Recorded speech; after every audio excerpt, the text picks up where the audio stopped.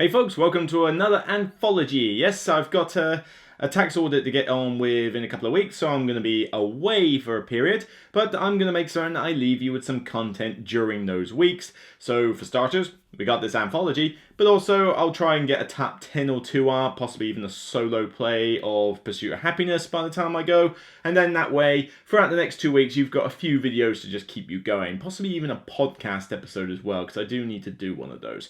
But for now, 6 more games, 4, I believe, 1, 2, 3, 4, yeah, 4 brand new titles and 2 that I've recently acquired, but probably weren't that new. I have to say, I can't remember when they were released, but for now, which to pick first? Let's start simple. Start simple, Aerion. Now, for those of you that know Z-Man Games and the Ominverse series, this is basically another one in that lineup. So, I'm going to mess up the name, I know.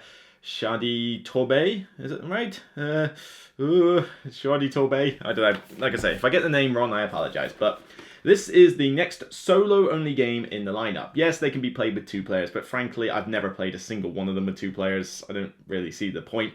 Most people get these as a cool solo game. And I've got 2 of them on my shelf. I do really enjoy most of the line. Castellion was okay. I wasn't blown away by that. Don't like Aerion. I really like Aerion and I really like Sylvion, and they're the ones that are there. And I've yet to play Nautilium. That is the next on my hit list to try and get hold of. But Aerion is a new one, and what you tend to find is that each one of them takes a game or a concept you're already familiar with and tries to throw a twist on it. You know, Sylvion took the tower defense thing. Aerion was basically sort of like a solitaire card variant. And this one is basically a Yahtzee variant. Here you're rolling dice in order to build various ships. You need to get certain cards in order to build each ship, a blueprint, a material, and a crew member. And the idea is that you have them in different stacks. But the stacks can only be accessed and bought by rolling a load of dice. The dice have to match the requirements of the stack. So one stack might require you to get 3 of the same number. One might need 4 of the same number. One might need 3 of one and 3 of another. One might need 2 or 3 different numbers. That kind of thing. And as you roll these numbers, you acquire the cards, but again, there is a set order on how you can actually build a ship. You have to get the blueprint and material first before you can get the crew member, and, you know, it's basically rolling the dice and trying to manipulate the cards in some way that you can build the ships and do it before you run out of cards in order to build with. It's, like I say, I was a little bit hesitant going into this one because I thought, Yahtzee? What are you really going to do with Yahtzee? But I was pleasantly surprised that this is a really cool, game in the series. Is it my favourite? No, not by a long shot. I still think I prefer I keep saying Omniverse, Aerion and Sylvion to this. Although this could outpace one of the 2. I don't know, because, well, one thing this has going for it over the others is that it is very quick. Sylvion is a really cool, in-depth Omniverse game. But it is quite lengthy. It's a bit more setup time, a bit more prep. Aerion is really, really quick, but you need the expansions to make it good. I don't seem to be able to win it most of the time because it is very difficult and very luck-based, but, you know, you can only mitigate it to such an extent. This one, though, is ridiculously easy. Yeah, if you play the base version of this, you're going to whitewash it every single time. I don't think it's even possible to lose. But this one comes with 6 expansions in there. 2 of which I pretty much throw in all the time. You've got some hourglasses that you have to get, as well as the blueprints, and you can have a couple of special powers at the expense of making the life a little bit harder during the game. Those 2 expansions I throw in every single time. They're great fun, and they just add that little bit of extra meat. The other 4, they're pretty sweet as well, but they will definitely add more to the difficulty. You've got one where you're collecting eggshells. You've got one where you've got the Helion kite. I think it is. Is that what it's called? The Helion? I don't know, but basically evil kite.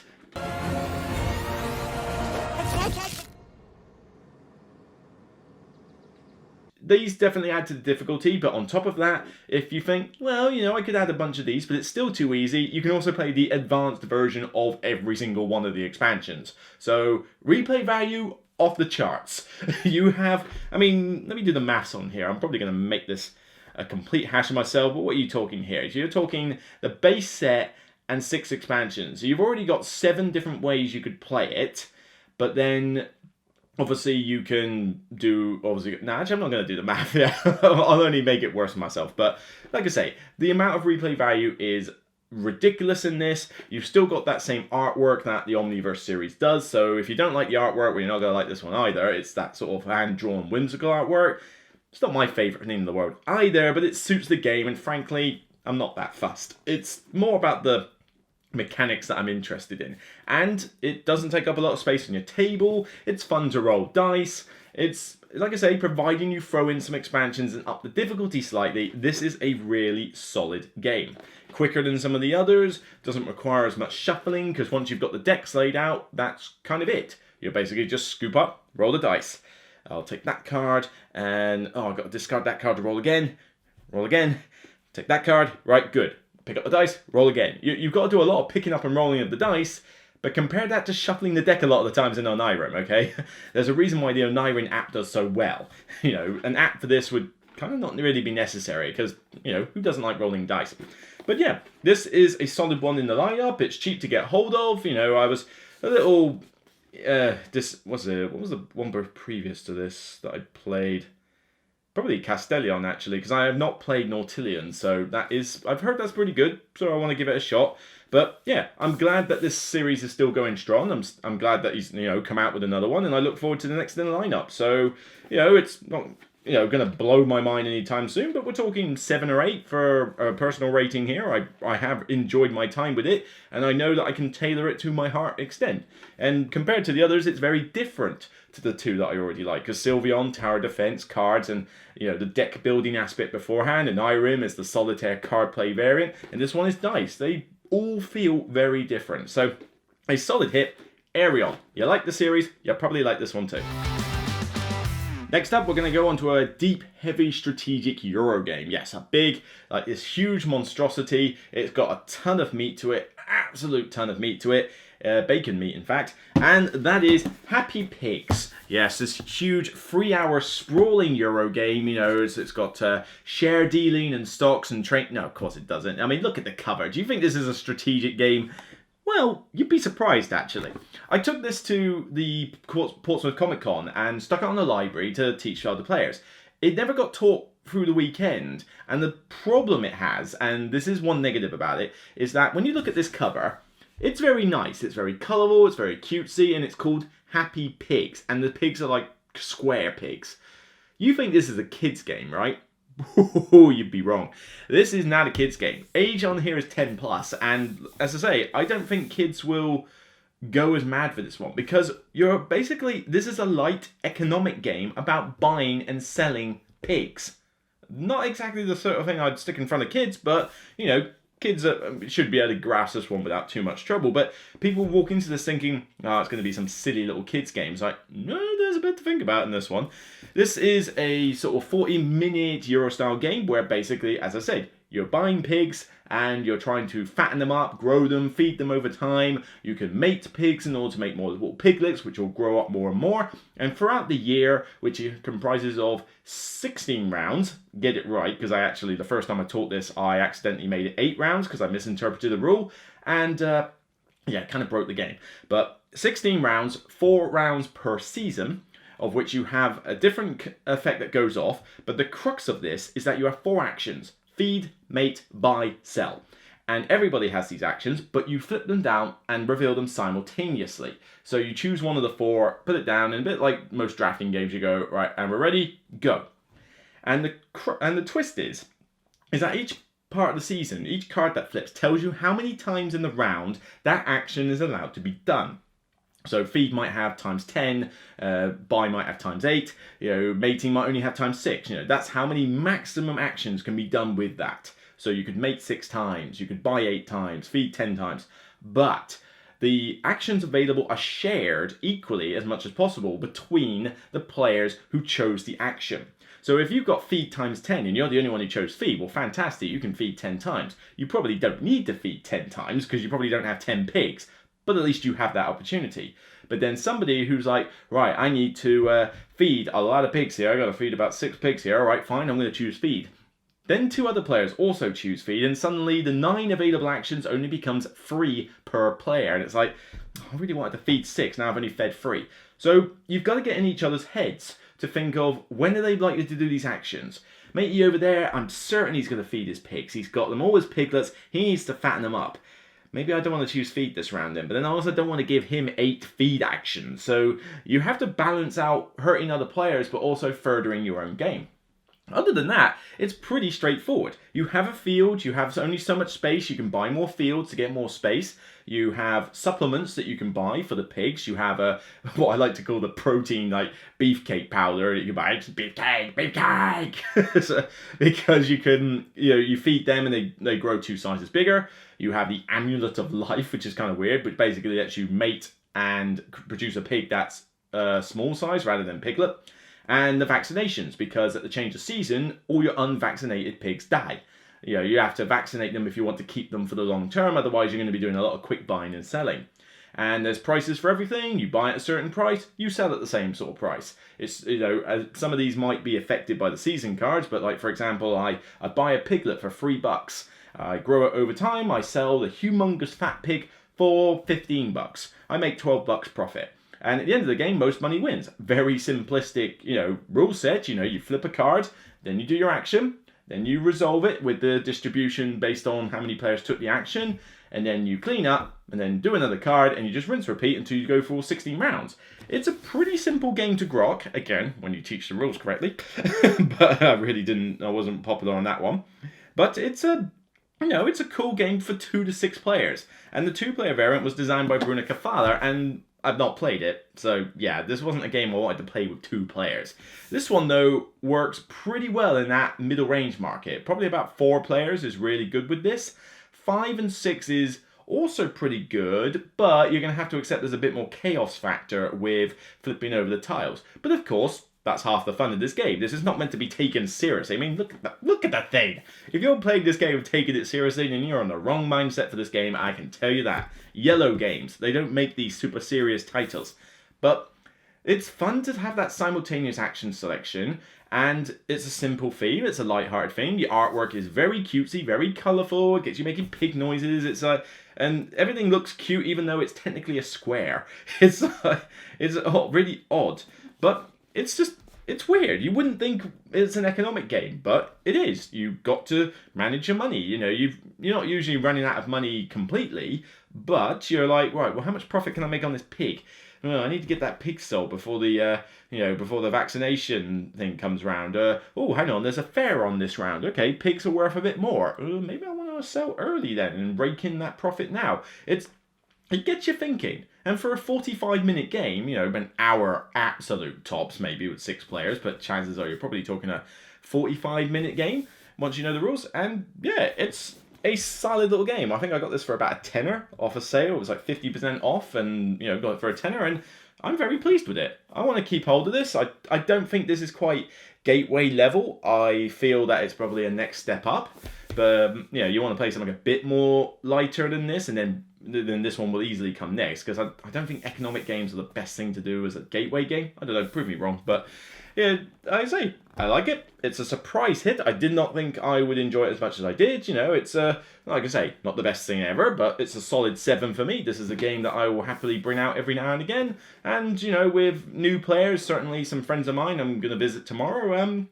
I might take this one along, actually. This one and another game that I've got on the menu today. So, yeah, Happy Pigs, a surprise little gem, and you should be able to find it pretty cheap on the market. Okay, a brand new game. Like, literally only got this a few days ago, but it's not exactly difficult to play roll and write games. Corinth, the new roll and write from Days of Wonder. Now, it has to be said, I have a bit of an annoyance relationship with roll and writes. I don't mind the concept. Roll and write is an interesting mechanic, but for crying out loud, aren't we a little bit oversaturated with roll and writes at the moment? I'm sorry, Suzanne, but there's so many roll and writes, and they pretty much play the same. You motherfucker! They just do. Half the time it's basically, right, okay, roll some dice or flip a card, one of the two, and then draw something on your thing. rinse, repeat, draw, rinse, repeat, draw, rinse, repeat, draw. And then you finish and score up some points, and then at that point you realise, oh yeah, I was playing with other people. You know, they're complete solitaire games. Welcome to, okay, it's a fun roll and write. I have no care for any other player at that table. Railroad Inc. It's interesting, yeah, I'm doing up the connections, that's all good. Oh yeah, I was playing with 5 other players. You know, it's just... they're completely pointless. Even Ganstong Clever doesn't really care too much about who else is at the table. Oh no, the dice might not be exactly what you want, but nobody's really hate drafting in that, because if you do hate drafting Gans, you're going to lose because you are not furthering your own game. So the one that I stick behind is Harvest Dice. I haven't got it in the room with me, but I'll put up a picture. And this is my go-to roll and write. You know, small, portable, dirt cheap, but the drafting of the dice means that you have to care about the other players. And that is something that just elevates it. So with Corinth, traders. All right, not exactly the theme that's screaming out to me, really. Traders in the Mediterranean, but at the end of the day, it's a roll and write. No roll and write pretty much has a strong theme, regardless. But in this one, again, standard roll and write. You have a sheet in front of you, and in this one, you're rolling dice and placing them on a board. 2 actions correspond to getting gold and goats, and they nick the lowest and the highest value dice. The rest of them go from the bottom upwards in a scale. I don't know why I'm doing it that way. Bottom upwards in a scale. And so certain people might not be available to visit that round, you know, some of the rarer ones. But the idea is that each player will take it in turn to choose a row of dice. And what happens is that you get as many ticks off the, the shop, or as many goats or as many coins as the number of dice there. Alternatively, you can elect to move the steward, which has this little sort of mini-map in your corner of your sheet. And you can move him around, he gets bonuses, and if you get him to the corners, you can actually score some decent points that way. But that one is based on the value of the dice in a row, not how many there are. So it's a good way to sort of make up for the fact that you're stitched up with a row that doesn't really have many dice in it. You can instead move the steward and get something half decent that way. To be honest, the first game I played, I made the steward my focal point, and I managed to win the game as a result. But of course, I had to make certain I did other things as well. On top of that, you know, you're basically scratching off symbols in shops, and when you scratch off all of the shop, you get the points above it. There's an incentive to finish the entire district. You can buy 4 different buildings that give you a special power throughout the game, or some endgame points. Other than that, though, that's pretty much the deal. Oh, and some yellow dice. Yes, you can pay gold to get bonus yellow die that only you can benefit from. But yeah, other than that, this is a very simple roll and write. I mean, I literally just took off the shrink wrap, got 2 of my mates round, read through the rules in about, 5 minutes, and we were already off and going. We took a little bit longer than the suggested time of 30 minutes because, well, we were still learning the game, but if you've got less than 4 players and you're kind of speedy for these things, you could get this done in 30 minutes, I have no doubt. 2 players could probably do it in 20. You know, it says 20 to 30 minutes. I think 20 is a little bit hopeful, but, 2 of you, maybe. But what did I think? It's okay. It's fine. Yeah. It does what it says on the tin. It's a roll and write. It's not exactly going to blow me away. But I will say this. 1, pretty good quality. The pads that you've got to write on are decent quality. Although, again, I hate this for things. Put pencils in your game, people. We're not all made of pencils. You know, I hate it when you get a roll and write. It's like, in this game, you must roll something and then write on a piece of paper. By the way, provide your own pencils, you cheapskates. It's like, come on. Provide some in the box. They don't have to be good quality, just tiny little ones. Come on there. Most other people do it. But the dice themselves are decent quality. They got little custom sort of diamond pips on them. You know, the whole mat itself is very colourful. The box is fairly light and portable, although because the pad is quite big, there are roll and writes that I think are smaller in terms of a size on your shelf. But come on, it's not exactly going to break your shelf, is it? You know, it will slide in here somewhere pretty easily. But one thing that I do like about this one, compared to a lot of other roll and writes, is that I do actually care what the other players are doing, but not quite as much as my Harvest Dice. I mean, spoiler alert, if I was to pick one of the 2, I would tell you to get Harvest Dice in an instant. But this one still requires you to have a little bit of care on your opponents, because you are choosing the row of dice, and it's first player turn order and going round, and this passes along as time goes by. So you're thinking, well, I could take that row, because I could get a lot of stuff spent off, but then he's already done most of that district. That dice row is not going to be that much use to him. Or I could take 2 off this row because I know he can't finish a shot with 3 off this one. That's not too bad. Or, oh, you want to get that building. You need goats in order to do that. Right, well, I'm taking the goats. you have an element of bettering yourself whilst also slightly screwing other players over. And not to a great extent. I mean, we're not talking mounds of interaction here, but I did have to care. I didn't just look at my pad and do my own thing. I did at least have to look at someone else's pad and go, oh, you're going for that, and you're going for that. Oh, okay, right, I'll bear that in mind when I'm choosing my dice. And it does come into play. Again, Harvest Dice, far much more interaction than that one. I mean, the drafting of the die there, you are hate drafting like every round. You know, you're like, oh, that's 6 carrots? Well, that'll be mine. I'll just feed it to my pig right now. I mean, that can get pretty mean, that game, but that's why I like it the most. But this one is still a pretty solid roll and write. If you like roll and writes, I don't see why you would dislike this one. I think this is a solid entry into the roll and write genre. I'm just getting a little bit burned out by roll and writes. It's like everything is roll and writes. I mean, we've got the Imperial Settlers roll and write. Like literally the genre is so bloated that the next title of a game has to be literally called roll and write. That's just ridiculous. But I don't know, I'll find out what that one's like when I get to play it at the UK Games Expo coming up later this month. So, Corinth, it's half decent. It's a roll and write. Give it about a 6. I'll play it if it's on the table. It's a 30-minute filler at the end of the day, but I'm not exactly going to go mad for it. I'll probably, I don't think I'll end up keeping this one because, like I say, Harvest Dice is better for me, but I will probably donate this one to the Dice Library. And as I say, it's a gateway level roll and write game, so it works perfectly in a game library. So yeah, Corinth, if it's your thing, you're going to like it. Okay, let's move on to... Now, we're going to save the biggest for last. Let's move on to another simplistic game, actually. Here we go. Spike. This is another one I got on the Green Knight Games sale. So I got it for half price off. I think it was only worth a tenner after the sale discount. So a tenner for a train game. What? Yeah, I'll let that sink in for a while. Luke, you bought a train game? Are you mad? Yes, I actually bought 2 train games. I got Rolling Freight in the other room, which I've not tried yet. You know, if there's anybody who's played Rolling Freight, can you let me know in the comments what it's like as a kind of any warnings I should know about or any tips for teaching it? It'd be handy to know. But Spike, yeah, like, I have to admit, I rag on train games a lot, alright? I don't like trains. I don't like them in real life. I don't think they're interesting. I don't care about them. And most games that have trains suck. Did you make fun of trains? You know, I hate 18XX. I hate all the heavy, like, oh, I can draw crayon lines on this little thing with a pen. And, oh, isn't that nice? And, oh, I got shares in companies. Yeah, it's like, what, the trains literally don't matter. It's all about companies. But I'm talking about a proper train game here. Because, I mean, something like Ticket to Ride. I love Ticket to Ride, but would you really call that a train game? And Trains, the deck building game, again, that doesn't even feel like a train game. You know, I play it Dominion style. I don't even care about that stupid map. But Spike is more of a pick up and deliver style train game. And if I'm going to like any kind of train game, pick up and deliver is more what I'm on about. I'm in a train. I want to connect A to B and deliver this pig from here to there. I've got pigs on the brain now.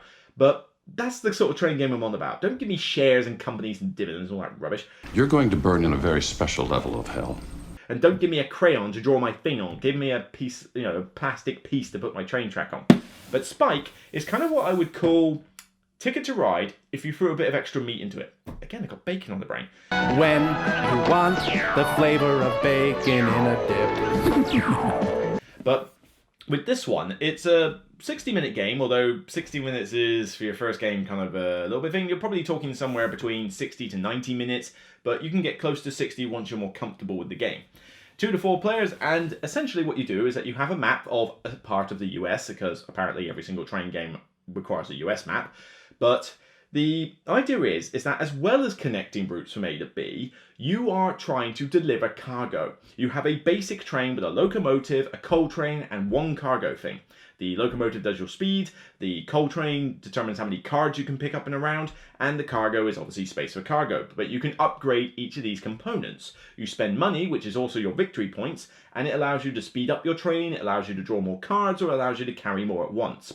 And you have several contract cards, depending on the number of players, and these contract cards tell you to go pick up a certain good, of which they're all laid out on the map, and you have to deliver it to one of the locations on the contract. The further away it is, the more money it's worth. On top of that, when you connect up cities to each other, there is a pricing market at the top of the board where basically you connect the cities up and you get a certain amount of like pocket money effectively equal to wherever it is on the chart. It then shoots down, supply and demand changes it, and it's basically a light version of a supply and demand market. But the mechanics of this are so simple.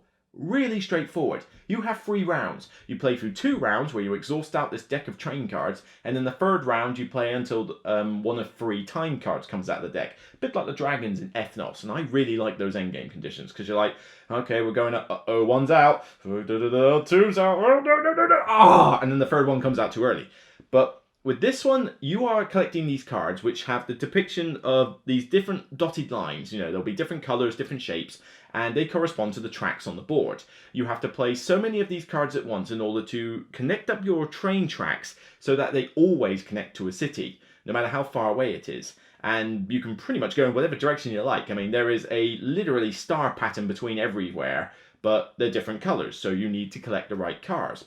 Also in this one, your train has to be set in motion. It actually feels like you actually have a train, for crying out loud. You put it on your track, and as an action on a turn, your action might literally just be to set it going. And then on the beginning of your turn, you get free movement to move said train based on your locomotive speed. When it stops at a city, you've got to spend an action to set it going again. But you can literally go, well, I've built most of my track, right, now let's set the train going, and then you can do other things like collect more cars or upgrade your train while the train is moving along the track. So it's kind of doing 2 things at once. But again, it feels like it's a train. The train even sits on the plastic pieces on the board. Granted, it's a little bit fiddly, they're quite small pieces, but pretty good going. I mean, it's certainly more realistic than any other train game, you know, with like Age of Steam. But, you know, it's a good, colourful little game, and I thought, am I going to enjoy this? I don't know, but I was pleasantly surprised by this. This is definitely an anthology of gems. You know, Happy Pigs was one, and this one, I heard good things. E. Garcia gave this a lot of praise, and I can't remember which top 10 he did. It was, I can't remember, but, you know, it was one that I thought, well, Z likes the lighter games, and, you know, train games, I like them when they're lighter. I don't like the heavier train games as much. I like the lighter ones. And I thought, it's colourful. It's not exactly cutesy, I mean, but it's just, it looks nice on the board. People come around and go, ooh, what's this? And when they ask what it is, I can say, it's Ticket to Ride with some pick-up-deliver mechanics. And that's essentially what it is. Collecting the sets of train cards and playing them to play the tracks is very similar to Ticket to Ride, except that you can sort of mix and match the colours a bit, and you have the ability to play some as wilds. But that added aspect of pick up and deliver, trying to connect the cities when the market is at certain points to get the most money, how often you're going to upgrade your train because it's eating into your profits. And the majority of the time I play this game, the scores are close. I mean really close, particularly with 4 players. So it's tense all the way up to the last minute. You know, one wrong move could spell disaster. But you've only got to wait an hour for your disaster to sort of wane off you. You know, you play an 18X game, you could be there for multiple hours of the day. You could be there for half a day, possibly longer, playing this massive company dividend game. You might already know you've lost a quarter of the way through it, and yet you've got to sit there for ages. Here, though, it's about an hour. An hour 10, hour 20. You know, by the time you realise, oh, I'm probably out of the running, the game's probably over. So it's not exactly a bad thing. But yeah, I mean, the components are pretty nice, you know. My box is a little dented. Well, I have to admit, I got these on the sale. I have a feeling that the guy, you know, before he closed up, pretty much put all his damaged stock on the sale. It certainly appears like it. But, oh well, for a tenner, I can't exactly complain about, you know, a bump on the corner here and there. But, yeah, this is actually a really solid game. The components are nice enough. I mean, they're cheapish plastic, but, you know, you're not going to go like that in your hand. And at the end of the day, it's a very small price point. But it, you know, it's got a very nice cover. The fact that the train you have to set in motion feels more thematic as a train game. It's pick up and deliver, which anybody can understand. You know, go to this place, get the cargo, go deliver to that place. It's easy enough. I would call this a gateway level pick up and deliver game. It's really not that difficult for people to grasp. Now, granted, they might lose their first game because I feel that you need to have some kind of an idea of what you're doing, but at the end of the day, if they can handle Ticket to Ride, they can handle this. You know, I'm pretty confident about that. So yeah, this is definitely one of my favourite train games I have played. I also quite liked Whistle Stop. Although, would you call Whistle Stop a train game? It's more of a connection. I don't know. I suppose it is a train game, really. But yeah, Whistle Stop I like. Spike I really like. So yeah, I mean, it's a solid 7 for me as well. Again, it's not one that you sort of gonna break out all the time, but I don't know. Maybe it could upgrade to an 8 with more plays. I just feel like it's a very nice way to get a train game fix in about an hour and 10 minutes. You know, can't really say much bad about it. So yeah, Spike. And now for a brand new one as well. Oh god. Right. Spacegate Odessey. Now, I've only played it a couple of times, so this is more of a first impressions review, okay? But I wanted to get the sort of review out before I went away on audit. But Spacegate Odessey is a new game from, how do you pronounce it? Ludenout, I think. And art by Vincent Dutrait. So yeah, you can already tell from the cover, looks very pretty. And certainly from the back, you can tell it's a very colourful game. Although the artwork is ho-hum, it depends on what you're looking at. But Spacegate Odessey is an interesting one. You are basically trying to colonize a bunch of planets. You are building this, essentially a maze of your space station, your Odessey module, and you are putting these different colour rooms together. But the way that you do your actions is based on these 5 rooms, 5 different actions, where you put your engineers and robots in. The idea is that you move an engineer to a different room and you get so many action points based on how many people you have there and what type they are. So if you group them all together, you'll have a very powerful turn, whereas if you're the only one in there, you're not going to get to do very much with it. So you've already got to balance that out. However, everybody else gets to do the same action depending on how many people they have there as well. So it's not enough for you to just simply go, well, I'll go there and get 6 action points. You're then like, I'm giving him 4. Oh yeah, he's going to get on that planet before me if I give him 4. Maybe I don't want to go there just yet. You know, and sometimes you might deliberately go to a location where, you know, people haven't got much so that you can at least get your action done. Everybody else doesn't really do much, especially if you know that the action won't benefit that player, and you wait for them to come and trigger the location that you want to do, because it's like, well, you triggered it, I'm gonna, you know, reap the benefits. So it's a really good interactive game. There's certainly a lot more interaction in this game than I've seen in a lot of other Euros lately. But on top of designing your space station, you have these planets, the exoplanets, that you have to get settlers from your supply into your module, move them through this maze, which is based on the actions you're taking, and the colors matter. And then once you get them to a space gate, you transport them to the respective planets. And each one of them, of which you only have, I think, 5 in each game, and there's more than 5 in the box, so you've got some good replay value. Each one is different. It looks different. Each one looks really colourful. I mean, we're not talking on the levels of Empires of the Void 2 with Ryan Lockett. I still think he does some of the best space artwork I've ever seen. But this is pretty good artwork. You know, this is Vincent Dutrait after all. And the planets have different conditions over how you settle on there and what they score as. So some are based on majorities, some are based on you surrounding certain parts of the planet, some are based on who gets there first. You know, there's different ways to score, and this will change every game because you're going to use different planets. Once you've used up those planets, you're then basically plumping them on this single planet that's in every game called Hawking. They're all kind of named after like major scientists and stuff like that. You know, I don't recognize most of their names, but maybe some of you history boffins will. And you know, that one just gives you influence points. And as you're doing this, eventually the game will end, and whoever has the highest rank of influence points, you know, is the winner of the game. And this can change dramatically based on these, I forget what they call it, what do they call them? I can't see. Predominance tokens, yes.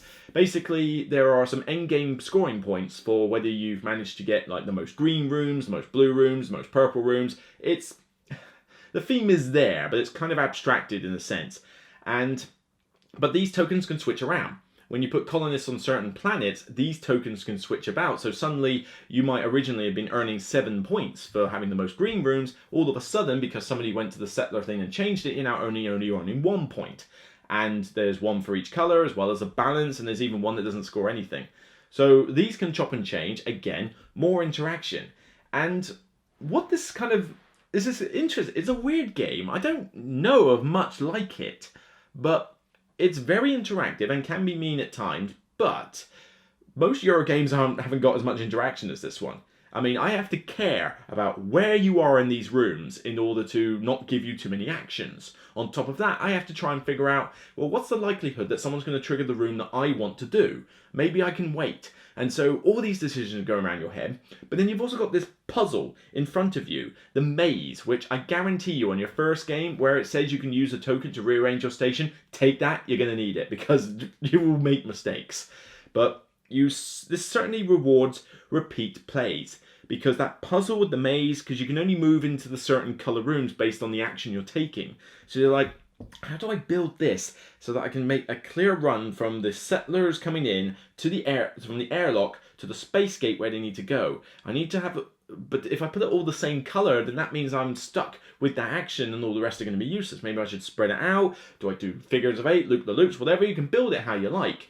But again, you also have to be careful that you don't have loads of open areas into space. If you play Galaxy Trucker, you know that you're not allowed to leave open-ended bits on the spaceship. Well, here, you're not allowed to do that either because it penalises you. In space, no one can hear you curse Joffrey as you fly out the airlock wondering why he left the door open.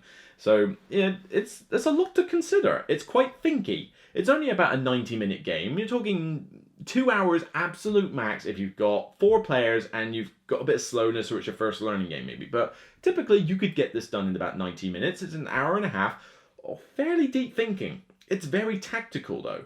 You can't say, right, well, my strategy is going to be do all the green rooms. Well, no, because then you'll just get stuck in a point where the green action is brilliant for you and then the purple and the blue is no good. Now, it's not all rum and roses. In fact, to be fair, the only problem I have with this game is more about its components. Artwork is lovely, for the most part. The planets look great. The rulebook looks great. The box looks great. The modules look naff. I'm sorry. I mean, they're colourful, but they're literally just solid colours. You know, and I mean, it's okay. It's not horrible, but they look... When you try to compare the planet to the modules, there's a huge disparity between like how nice it looks. And granted, at least it still looks colourful, but yeah, could you have not drawn more on those modules, you know, just to make them pop out a little bit more? And on top of that, the graphic design needs a little bit of work because the settler spaces and the symbols on the module things themselves is quite small. So it's difficult to see exactly from a distance what does what. You know, you can't just tell from the shape. There's no shape difference or anything like that. It's that symbol you have to look for. And aside from a few tiles, it's not always that prominent, particularly the space gate ones, where you have to make certain you know which space gate it's going to because there's 3 different ones you could pick from. And on top of that, you know, you've got the little engineer dudes and settlers who, again, are very small. I just feel that maybe the modules could have been upgraded in the art department, and the symbology and the settlers and the pieces needed to be a bit more obvious or maybe a bit more bigger, you know, just to stand out more. Because they're also translucent plastic as well, which means that in the wrong light, yellow is going to blur into white a bit and you're not going to necessarily realise, oh yeah, that's a robot, well, actually the robots are pretty cool. They look like something out of Doctor Who. It's quite cool. It almost is kind of like a cross between a Cyberman and a Dalek. But again, translucent plastic, and the sort of hollow plastic, because you can pop a guy into a little shell for a suit. But yeah, I wish they were a bit bigger. So components and art are a bit hit and miss, but mechanically, this is a pretty sound game. You know, it's an unexpected one. I saw it on the Dice Tower's anticipated games list, and I have to admit, when I saw the pictures, I thought, well, that looks nice. Ugh, that doesn't look nice.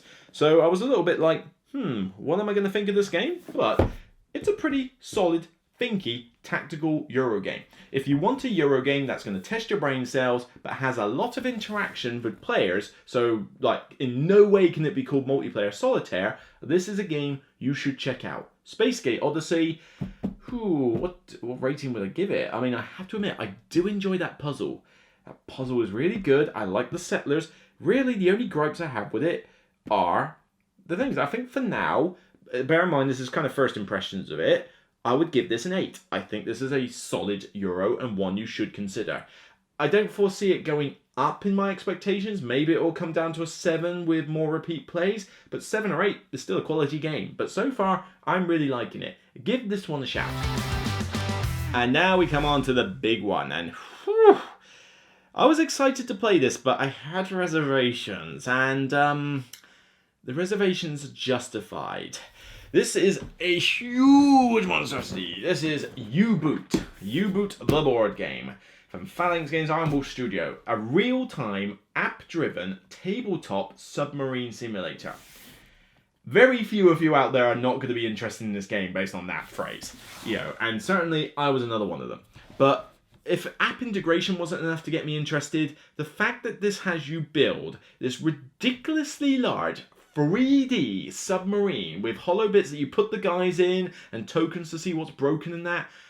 Oh my god. You even put little plastic guns and sensors on top of the submarine. It looks fantastic on the table. I mean, you want table presence, you get this game. And thankfully, don't worry, it's not hard to put the thing together. Because I looked at it and I thought, how long is it going to take to set up this game? Surprisingly not that long. Because the box is big enough for you to break it into 3 sections and then put them in the box along with everything else, and then when you get it out, all you got to do is put the 3 sections together again. So once you've done the initial build, future builds will be a lot quicker. So don't worry about that. The app itself feels a little basic. I mean really basic. It works, don't get me wrong, and it certainly does simulate the submarine thing, but I've just been playing Lord of the Rings Journeys to Middle-earth, and I have Mansions of Madness 2nd Edition, and we have XCOM. Have you seen those apps? They're nice. I mean, even something like Rising 5, Ruins of Asteroth, the app in that is gorgeous and beautiful. This one feels like somebody did it as part of their university computing project. It really doesn't look very good. It looks like... It reminds me of, you go on Steam and you look at the indie game section and you find a game where Angry Joe would, absolutely rag on this game because the graphics are horrendous or something. It does look very dated. But the app is there more for functionality than it is for looks. Functionality, it works fine. I didn't really come across any major bugs or anything like that. But yeah, visually it's nothing to speak of. You want to be staring at that submarine. That's the visual bit. But in this, you have 4 roles: captain, navigator, first officer, and engineer. So in a similar... Don't compare this to Captain Sonar. This is not a team versus team game. This is a fully co-op game. Each of you will take a role. If there's 4 of you, you have to share the roles out otherwise. And the idea is that each role has a very specific setup. They have their own board, they have their own tokens, their own guys, and they have a very specific role. Well, maybe 1 or 2 roles. The captain, for example, is issuing orders out to everybody, but also is responsible for cards that can boost morale and maintaining morale.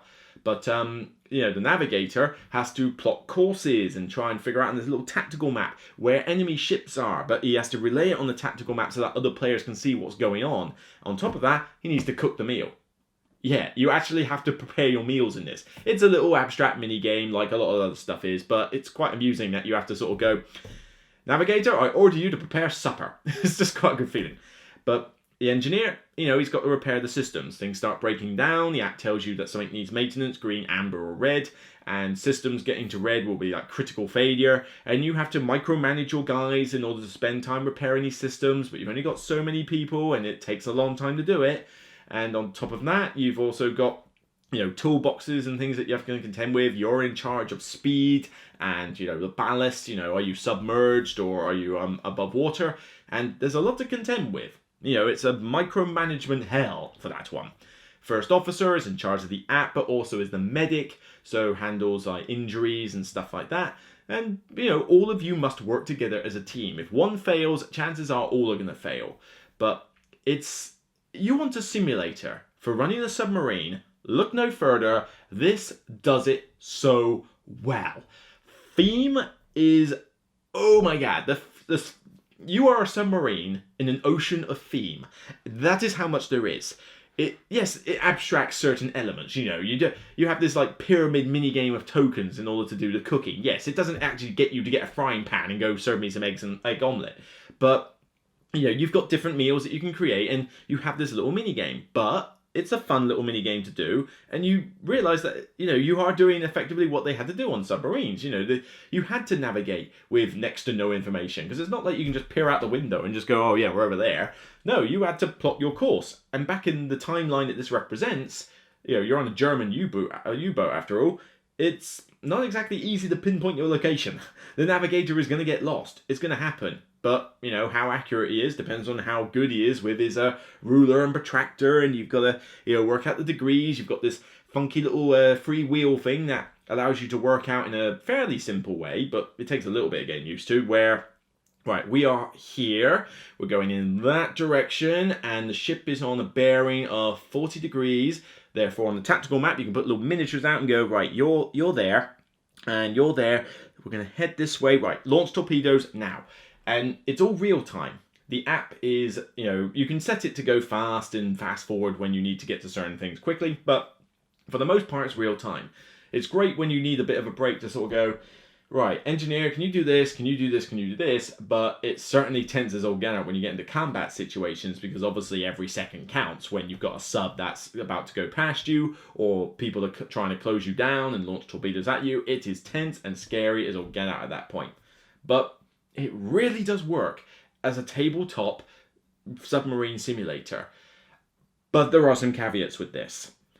Firstly, as you probably expect, there's a lot to learn. You've got a lot of rules for each role, and they're very different from each other. And, I mean, the only core rules that are similar are how you activate the various people, and you can only activate them so many times until you start busting morale. But other than that, most of the rules are unique to a role. Remember Vast, remember Root, remember other games that are asymmetrical. You kind of want to play this with the same group of people every time. You're not going to want to teach this game to new people on a regular basis. It will drive you potty. And I tried to learn all the roles by myself before I taught it. Oh my god, I was like, my eyes were glazing over. Not because the game looked boring, but the rulebook's not exactly that interesting either. And I have to admit, the rulebook is a little lacking. You know, it explains a few things. It's got pictorial representations, but I've seen better rulebooks. It's also got that kind of numbering system of like 6.4 and all that lot, and I hate rulebooks like that. You know, I just want a decent logical situation, plenty of color pictures to show everything. It could be better, but I was able to learn the game from it. The tactical guide on the side is good to give you some tips in that, but ideally you want to use that rulebook, and in some cases the app, because the first officer has to be familiar with the app. The others don't really even have to care too much. It's a bit like the central officer in XCOM. But there's a lot to learn, and you have to be able to do your role well. And so you don't want to teach this to new people, because you kind of want the same 4 people playing it all the time, who know what they're doing, who are prepared to research their role and get into it. And that is going to limit the time it gets on the table. It's not the longest game in the world. I mean, 90 minutes to 2 hours is about how long the game will typically take. You'd think it would take longer. So it's a good length. But again, you want the same people, otherwise it's going to take longer, or it's just going to be a ball ache in order to actually teach the thing. And that's its biggest problem. Because I want to play it more often, but I just don't feel like I'll get it to the table. Too much effort to get it to the table with different people. This is not a board game cafe game. This is not I go to a board game club night and I like to show different games to people kind of thing. No, this is I have 3 friends who want to play this. Not necessarily even regularly, they're just, I have 3 friends who want to play this. Whenever I say I want to play it, the end. And that's not always a good thing. You know, it doesn't make it accessible. The ease of play is definitely on the hard side here, you know. So once you get the hang of it, it flows a bit more smoothly, but that's a lot to get your head around. It has to be said. You know, you got a lot of tokens everywhere, you know, there's plenty of bits. I mean, it takes a while to punch out this thing and actually get it up and running. But yeah, there's just a lot to do. I mean, you want to know exactly how this works, there's a pretty good playthrough video that some American guys did. And Rado runs through. He did one, I think, with just himself doing it. Possibly him and his wife, I can't remember. And, oh yeah, I mean, play this with 4 players if you can. 3 players is alright. 2 if you must. And that's if you both really know the game well. Do not play this solo. Oh my god. XCOM balances itself out based on player count. I don't think this one does. Or if it does, the app doesn't make it clear. But even then, regardless of whether the app does it or not, controlling one role on its own is already a fair amount of work and a fair amount of responsibility. 3 player, 1 guy has to control 2 roles. Okay, maybe the central officer and the captain do the same thing, whatever. You give it to the person teaching the game. You know, 2 players, 2 veterans might be able to handle 2 roles at once. you are not going to handle 4 roles by yourself. It is just too much. Some people may be able to out there, but for me, I was just like, no, come on. XCOM is about as much as I want to take for doing all the roles at once. This, though, when you consider the app is real time, is just ridiculous. It's alright when it's downtime and there's nothing to kill you, but a combat situation? When you're controlling all 4 roles? Are you kidding me? It is beyond almost unplayable at that point. So, as I say, if you can get the right group, if you have the right frame of mind and the willingness to research, this is a fantastic thematic submarine simulator. I cannot speak more highly of it. Despite the fact that the app looks very dated and looks like it's almost like a beta test. It looks like it is unfinished, which is kind of worrying. But there was reports I read that they were going to scale this for playing it solo and that. If they're in the app, I don't believe it's there. I think it's still a work in progress. And so I feel that maybe you might want to give it some time, let the app develop a bit more before you get this game. I feel that's going to off-put a few people. But otherwise, it's just the fact that you need the same people. This is not a pick up and teach game. You really want a dedicated group. But if you can get a dedicated group, this is fantastic. Otherwise, just accept it's just not going to hit the table enough to justify its pretty high price point and its effort to learn all the rules. Because believe me, I lost quite a few hours, trying to learn all the rules and trying to get the hang of it. And even then, teaching it was not easy. It's not an easy game to teach. So, yeah, like a lot of asymmetrical games, it really depends on your personal, your personal circumstances. So that's it for me on this anthology. I mean, UBOOT, oh yeah, I forgot to give it a rating. I'd give it a solid 9 if you've got the group. Solid 9 if you've got the group, but probably about a 6 if you are, you're having to pick up and teach all the time, and probably even lower if you're forced to play it solo. But, like I say, it's a dedicated group game. But yeah, those are 6 games, 4 of them brand new and 2 of them fairly new. I mean, when did the Spike come out, actually? Spike was, oh, all right, I stand corrected, 2014. Wow, it's that old? Blimey. And Happy Pigs was, what was Happy Pigs? Happy Pigs is 2016. Well, that's still 3 years old. Blimey. I mean, that's the great thing with this industry. There's so many games out there. I could find something that's like 6 years old for the first time and go, this is an amazing game. Why didn't I find it 6 years ago?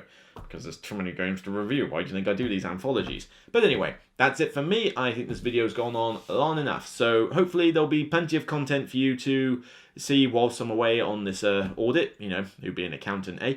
And yeah, I hope you look forward to the next video. And I've got some things in mind. I've acquired some new equipment. I bought a new stabilizer with a telescopic lens. I've got my phone up and ready with a 256 gigabyte memory card in it, so I can start trying to do some 4K video for solo plays. And I want to try some not live, but some impromptu top 10s, ones where I'm not putting all the flashy effects in, ones that I'm just like, I got 20 minutes, I just want to run through 10 favorite stuff by Z-Man games, something like that, and that I might be able to do with the selfie sort of stabilizer thing and the microphone on the phone. I've got some new equipment. The Patreon has been so much help in allowing me to upgrade some of this equipment. And I mean, we're not talking stellar equipment here. I need more money for that. But certainly just getting these little accessories that allow me to try new things, we'll see. There's some exciting stuff ahead. So for now, I'll see you soon. And regardless of whether you're bombed in your U-boot, run over by a train, or, are swarmed by pigs and thinking of bacon far too much, it's still only a game. Take care, and I'll see you on the next video.